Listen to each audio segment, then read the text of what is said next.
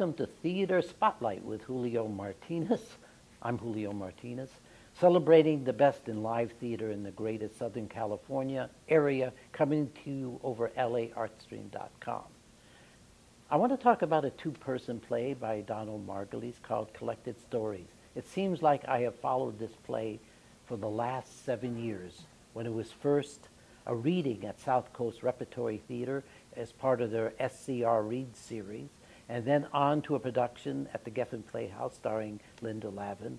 Then it went on to success off-Broadway, and then it has come back in a sumptuous production at the Odyssey Theatre Ensemble, and that's mainly because of the two ladies sitting right here. Hi, ladies. So Hi. Nice. Hi, Julio. I was really interested in coming back to see this play because when I saw it at the Geffen Playhouse, I didn't like it that much. And I was wildly surprised at how much more I heard of the play and how the play evolves. And that was all due to you two, plus your wonderful director, Terri Hanauer. Yes, she's pretty great. Yeah. And just so the audience knows who I'm talking to, I would like to introduce Miss April Lang. Hi. She plays Ruth Steiner, an accomplished, established writer who is mentoring a new writer that has come into her apartment, played by Miss Natalie Sutherland. Hello. I got that right. And your character is Lisa. Mm-hmm. Yep. And what period of time is this set? This is set in Manhattan. Is this nowadays? Are we contemporary? No, it's 1990 to 1996. Yeah. So it spans over 6 years in the 90s. And it does take place over a 6-year period. Yeah. And it all takes place on this set here, Yes, which is it a does. recreation of Ruth's apartment in Greenwich Village. Yep. And you come in at periodic times and during the process of this mentoring and your evolution as a writer. Yeah, yeah. I love the arc of my character. I feel like it has. I mean, it's definitely written that way, but it's such a fun role to play because I start off as this young, this kid, this graduate student, but thanks to Ruth Steiner and her, her teaching, her enlightenment, everything that she gives me, my character really does evolve. I mean, really does evolve, I don't want to give too much away, of course, but yeah. But that's kind of the fun of this character, But there's also a great evolution that happens with Ruth as she witnesses the evolution of her student, not always happily. No, I mean, the fun thing about this piece is that it brings up so many human feelings and things that we all go through. Jealousy, anger. I mean, so many emotions come into play in this story. And even though Ruth is older, she has an arc as well.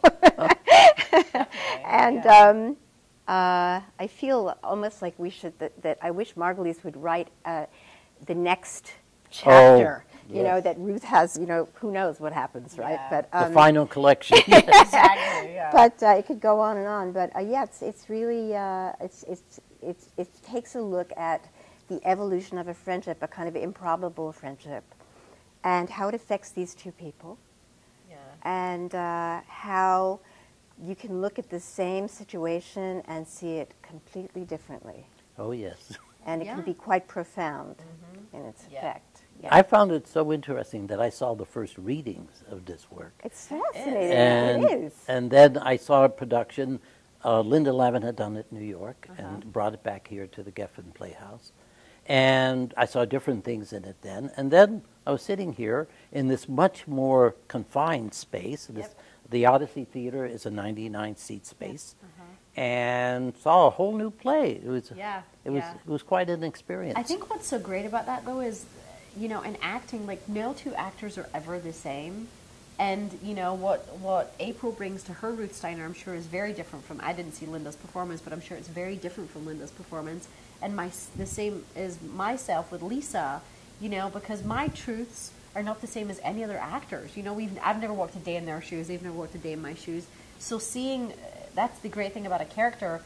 The character is not decided until you step in the shoes of that character, and then anything can happen from there.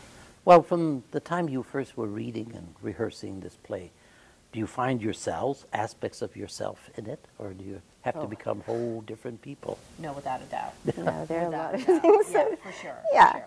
but the differences that we find in between us and our characters are also really interesting too. It's very educational. Being an actor is very, very educational. Yeah. You get to really a bird's eye view of human behavior. Yeah. Kind of. Yeah. April, you are a New York native. I am indeed. You can take the girl out of New York, but blah blah blah. Well, As they say. Ruth's speech patterns are so perfectly New York. You didn't have to stretch. Oh, come on, I did it too. Come on. I don't have an accent, do I? Come on. Oh, really? But you have all those little, like, the schlep, you have all those little Jewish Yes, sayings, I do. too, you know, Yes, I do. which are Guilty. fun. Yeah. Yeah. And Natalie, I have to congratulate you. Your character sounds like she comes right out of the heartland of the USA. Who would know that you were actually a transplant from across the From pond? Scotland, I know. And I actually, what's funny is after the performance, when we're talking to some of the audience, a majority of them, they really have no idea, but there's a few that are like, are you from Minnesota? Are you from Canada? And then, of course, that's when I flip into the Scottish, and I'm like, no, way further away than Canada, you know, yeah. The evolution of your character, the character of Lisa, is interesting because I always see it on your character's face right at the end of each scene, Yeah. where you're going, where the fact that something has happened that caused you now to be calculating stuff in your head. Yes. Character. Yes. Because I listen to everything that she tells me, everything. And, you know, like you would, I mean, it's like, I think if anybody has a mentor or a great teacher in their life that you study with or you learn from, you really, I mean, my character is a complete open door. So I listen to everything she says, you know, and I believe everything she says too. So I allow that to land the whole time, you know, which is probably what you're reading on my face at the end of every scene, you know. Well, I have been in the situation of being mentored, and musically, because that's where I came from. Yeah. But what I remember of it all is that I was supposed to sit there and listen to the voice of God, learn from it, but God is not affected by it all, does not transition or evolve. It's just imparting wisdom on me. That doesn't happen with your character. She seems to start out as if this is another student, I'm going to have another task to do. Yes. And then she starts investing herself. Well, the fact of the matter is that no mentor is a god. And we learn that lesson comes back to us in this play. You know, we're just flesh and blood, and all of us, and Ruth is as well, and she's very vulnerable because she's not at the apex of her career, and she's gone into teaching away from writing in these later years. So she's had to make quite an adjustment, and she seems happy until Lisa comes along and kind of upsets the still water, I would say, and things that didn't come into play start to come into play. I don't want to give too much away as well, but does that?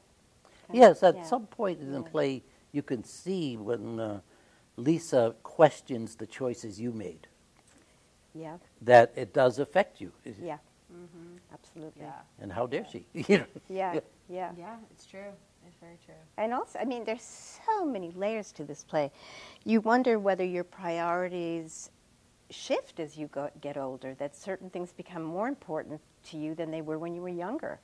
And that young people have very different priorities. They've got all their lives ahead of them, and it kind of makes sense in a way.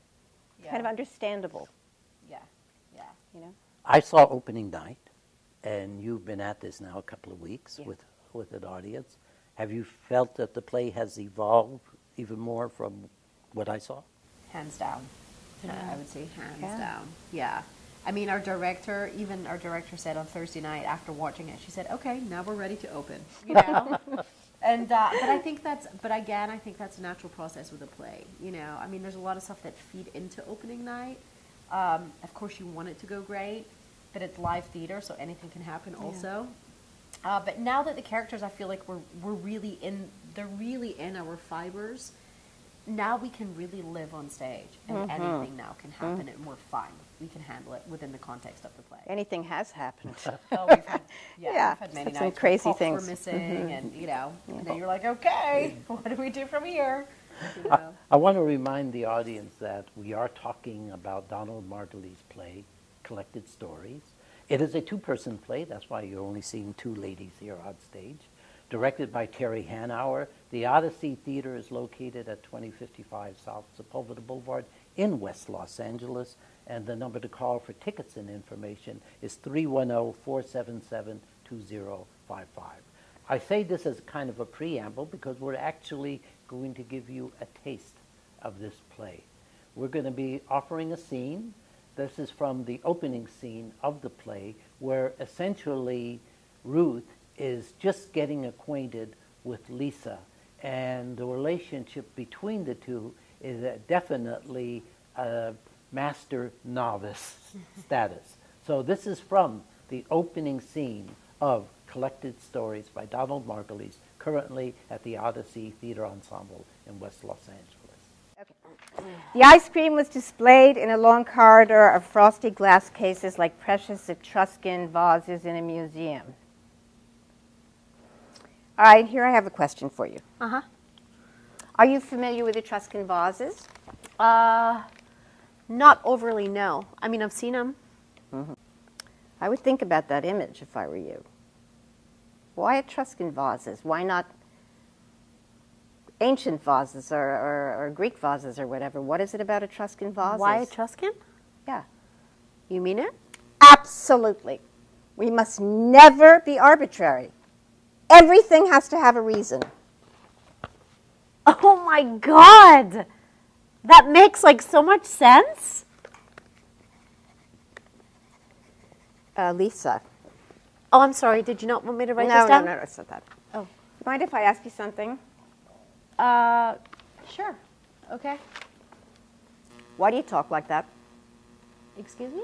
You have a tendency to add question marks to the ends of declarative sentences. Do you know that? Oh my God. When a simple declarative sentence will do, you inflect it in such a way. When I asked you where you got your bachelor's, instead of simply saying Princeton, a statement of fact, you said Princeton. You hear how my voice went up? I used to talk like that when I was younger. Well, I'm not saying you do it all the time, but you do it often enough for me to notice. And it's really very striking because you're obviously an intelligent young woman, but it sounds kind of dopey if you ask me. No, it is. You're right. I mean, it's awful. Well, you're not alone. Most of my students speak this way. I'm not absolutely sure, but I would say more young women speak this way than young men. And there's something almost poignant about it. All of these capable young women begging to be heard, begging to be understood. Can you hear me? Are you listening? Am I being heard? You've all cultivated this dialect of American youth, this non-regional national dialect. Is it television, do you think? That was a question, because I think it is television, right? But you kids are complicit in this. Role models are chosen. You're selling yourself short. By sounding like a bunch of airheads? Yes! Listen to yourselves. Nobody's going to take you seriously in the real world if you talk like that. Who's going to take you seriously? No one, and why should they? If I were you, I would do everything I could to erase it from my memory, expunge it from my speech center. Okay. The minute you hear yourself doing it, stop and correct yourself. Pretend I'm your mother telling you to stand up straight. Tell me to drop dead, but do it. You'll thank me for it one day, believe me. All right. Let's get on with this. We haven't even gotten through the first page of this thing. So do you think I'm any good? Do I what? Never mind. Do I think you're any good? It's a bit early to tell, wouldn't you say? Well, you must have formed some sort of an impression by now. I mean, you've been doing this a long time, right? 20-odd years. You know it when you see it, right? This is your first tutorial. I know. Why don't you ask me again 6 months from now, huh? My parents, of course, think that this is the most ridiculous thing I've ever done. and I've done plenty in the realm of ridiculous, I'd hate to give them the satisfaction. I just want to know if you think I'm wasting my time. That's all. Please. That's all I need to know. No, I don't think you are.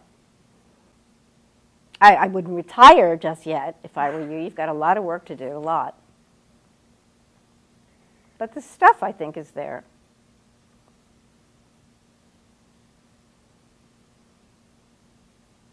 Welcome back to Theater Spotlight with Julio Martinez. And you, as I, have enjoyed a scene, a rather pivotal moment in the opening scene of Collected Stories, starring Miss April Lang and Ms. Natalie Sutherland. The scene actually sets up a kind of interesting status between you two, because it seems like Lisa's asking questions that you usually are not usually asked the first moments of meeting their mentor, whether you have the goods or not. Yeah. But the one thing about my character is she is extremely ambitious. Oh, I get that. Very ambitious, you know, so, and it's so well written in the first scene that amongst all of this kind of, it's like the moth to the flame or the butterfly, there's that one, you know, this is the question that she wants answered in that first scene, really. Well, it's interesting also because from the get-go, Lisa is not what she appears to be.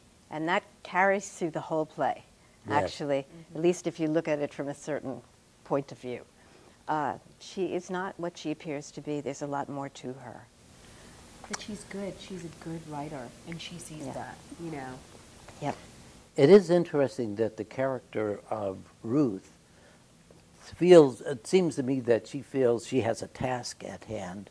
And I get the feeling from watching that first scene that she's not quite comfortable with this very early premature probing going on. She's got a short fuse, I think. Yeah, but on the other hand, Ruth is incredibly excited by talent. And it's in this scene that she gets an inkling of what's really going on in that mind of hers. And it gives her pause, you know, it makes her look harder at this little, you know, student in front of her. And carries through the whole play. Yeah. Yeah. And as we said earlier, Lisa does evolve over 6 years. And along the way, we learn a lot about Ruth, her taste in clothes. Yeah. I love the outfit that you wear. The audience doesn't know this yet, but there is one scene where your character has just come back from speaking to the U.S. Senate, or Washington, D.C. folk, and it's like a traveling outfit that you have on. I'm so glad you liked it. Yeah. Everything was chosen very specifically. I mean, everything. Yeah. You know, even all the props in the house. I mean, there's specifics and there's reasons why they were chosen. And, you know, as you see in the play, there's certain props that leave the stage and there's ones that come on. Right. But again, they're all to tell a certain story, you know. And your character of Lisa goes from sneakers-wearing girl to a high-heel-wearing woman. Yeah, she sure does. Yes. She grows up. She sure does. Gets taller as she goes. Yeah, but, you know, I feel like this is, every piece of Lisa is in me. I mean, you know, I guess there's a great saying that's like, if you can kill a fly, you can play Othello. You know, it's like... They're in us, you know. All these things are in us, so it's just finding out which part of me that goes into this character and this scene, you know. Yeah. Speaking of parts of you, when I was reading your bios, which I think is always a good thing to do before doing an interview, I find out that April, you and I come from sort of the same kind of background. Yep. We're both jazzers. Yeah, but I grew up in a jazz household and had an uncle who was a brilliant jazz artist, and I don't know, most people wouldn't know him these days, but his name was Dave Lambert. And, Lambert, Hendricks, and yes, Moss. That's right. So I grew up, my mom and both my aunts were singers, and there was music in my house always, and you know, I was brought up listening to Sarah Vaughan and all of the innovators and all the great, you know, Charlie Parker and Miles Davis, and then you know, I became a music crazo and just surrounded myself with music and you know, entered the world of music as And a, you went as to a singer. the High School of Performing Arts. Oh, the High School of Music and Art. Music and Art. That was the sister. Ah, yes. Yeah, that was the sister school. Yeah, and yeah, then I got very involved in the whole music world. So Long time. the question comes up, how did you evolve into I'll acting? tell you how. I was writing songs as a staff writer for several publishers, and I got told your lyrics and your chordal sense is too sophisticated. Got to dummy down because it's too I just got so tired of hearing that I desired the more complex playing field. And I thought, my mother was also an actress, and I thought, I think I'm going to go there. And that's what happened. Fell in love, and that was it. Wow. The rest is, You started working with theater companies in New York. Yeah, I did. Mm-hmm. One very famous one. I mean, I heard about it out here. So There was one very famous one. I'm not going to tell you. It goes way back, and it really dates me. But it was called the Intense Family Theater, and it was a wild group of people, way before their time, that were doing quite experimental theater. It was lots of fun. Wow. Yeah. And Natalie, I heard that you actually danced before you acted. I did. I danced as a dancer in Scotland for many years, and I competed. Oh boy, now the voice comes up. Now the Yes, accent. now I get very Scottish. Yeah, I competed for many, many years in tap, jazz, rock and roll, Scottish Highland. I was a Scottish Highland dancer for a long time, and yeah, and that was kind of how well, it was more my mother put me on stage, and it's all her fault. But but I was a dancer for a long time, yes, and still love to dance. But you started acting in Scotland, didn't you? Yeah, I did. I started when I was young. My mom was actually doing a play. She was directing, and the kid that was in it had booked a movie and had to leave. And I'd been at every rehearsal, and it was like 3 nights from opening night. So she, of course, last minute wanted me to do it. And That's I did not useful. want to do it at all. So I bargained with her, and I said, "You buy me the roller skates I want, and I'll do your show." So That's useful nepotism. I was using my business head already. And what brought you here? I actually wanted to. I had an acting teacher that was teaching me in Scotland. He was from California, and he pretty much sat me down one day and said, "What is it you want to do? Do you want to do theater? Do you want to do TV and film? What's your goal?" And you know, we had a discussion, and he planted the seed. He said, "You need to go to Hollywood, kid." And it was like a really corny light out of movie, but the seed was planted, and I was like, "Don't tempt me with a good time." So over I came. Yeah. And coincidentally, you came to this space, right? The Odyssey Theatre? Well, he actually put me in contact with Ron Saucy because they were friends. And Ron Saucy is the artistic director. He's artistic director here. So I wrote a letter to him because I didn't know anybody in this country, and wrote a letter to him, and he wrote back to me, and a few letters exchanged hands, and then next thing you know, years and years and years later, I had gotten in touch with him when I got here, but he was out of town for actually out of the state for 3 months. So I've come full circle, and now I'm on his stage. So, yes. Yep. Thanks to David, that teacher, many moons ago. Now, you're currently in a 6-week run. How long do you supposed to go? We're due to close on October 14th. Uh-huh. You know, but we're hoping to see what happens there. You know, possible extent. I mean, we love the show. We were just saying last night, we just want to do this. It's just so fun. You know, So Yes. it's so fun, and the audiences are having a great time. So. Oh, speaking of that, the audience reactions do you find that at different performances, the laughs and the groans are at different places? 100%. You never know when. It's like a whole Absolutely. Yeah. There's some nights where we can't say our next line because they're woo, and, you know. Then there's nights where you can hear a pin drop. Yeah, it's but funny. they go crazy at the end, so you cannot rest on your laurels, that's for sure. This is a 2-person drama. There are some decided laughs. And when I said groans, I mean there are times when the person on stage has been hurt very much, and the audience reacts to that. Absolutely. Yeah. And true. it seems to come at different times. It's not fisticuffs, folks. Always No fun. blood. Yeah. Your director, Terri Hanauer, I have to congratulate her. This is the 3rd play I've seen her direct. She's so talented. And this is the first drama. The first 2 were sort of almost like slapstick comedies. Yeah. And this is the first time I've seen her handle the drama, the sensitivity of dealing with the drama. He seems like a third character here on the stage. Yeah. Absolutely. She's wonderful. I mean, she is just, we couldn't have been blessed with a better director. I mean, truly, you know, and she allowed us the freedom to really, I mean, she didn't ever tell us what to do. She just allowed us to discover it, you know, and she would get inspired through what we did and vice versa, and it was really a beautiful She's process. a joy. It was a joy working with her. And you're 2 weeks into it, and she was even here this last week of performances giving notes. Yeah, she does. To the other night, yeah. Yep, absolutely. Yep, she's always, and then she'll email us, and I was thinking more about that, working on that scene. Yeah. During the run of this show, are you also working on other things individually? We both have other things in the works, but I know that prioritizing was a great thing for us. Absolutely. So those kind of got pushed to the side so we could really give 110% to this. But Well, I have a secret ambition to be playing a guitar in a club somewhere and make you come sing with me. Oh my God, that'd be fun. That would be fun. Yeah, great. That'd be great. Name the date. We're there. It's on. That would be great.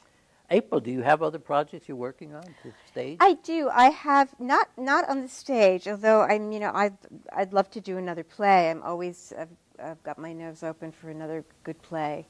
But yes, I do. I have some screenplays that I've co-written, and I'm always doing little projects here and there. Yeah, absolutely. You were involved with a theater company here in town. Yeah, a Theater Tribe, terrific group, fantastic, run by Stuart Rogers, is a marvelous director and writer, filmmaker, theater guy. He's fantastic. Yeah, I was involved with them for quite a few years, and I think they're still going. Yes. I just haven't been that involved with them in the last few years, but they're wonderful, wonderful. Natalie, you worked for a while with Milton Casellas, Yeah. right? Yep. The late Milton Casellas. Yep. I studied with him for about 9 years at the Beverly Hills Playhouse, and he, you know, him and Jocelyn Jones. She was one of my teachers there. I studied with Jocelyn now, but the two of them were huge in terms of my career and my work, and you know, I owe it a lot to both of them. You know. But I won't be seeing you at the Scottish Games doing any kind of... That's coming up, by the way. I doubt it. I highly doubt it, you know. But you never know. Maybe I'll make a guest appearance just for you, Julio. Thank you for joining Theater Spotlight with Julio Martinez, my two guests, April Lang and Natalie Sutherland, the complete cast of Collected Stories by Donald Margulies, directed by Terri Hanauer, currently running at the Odyssey Theatre Ensemble in West Los Angeles. Thank you for supporting LAartstream.com and its programming, and we'll be coming to you soon with another edition of Theater Spotlight. Thank you for joining us.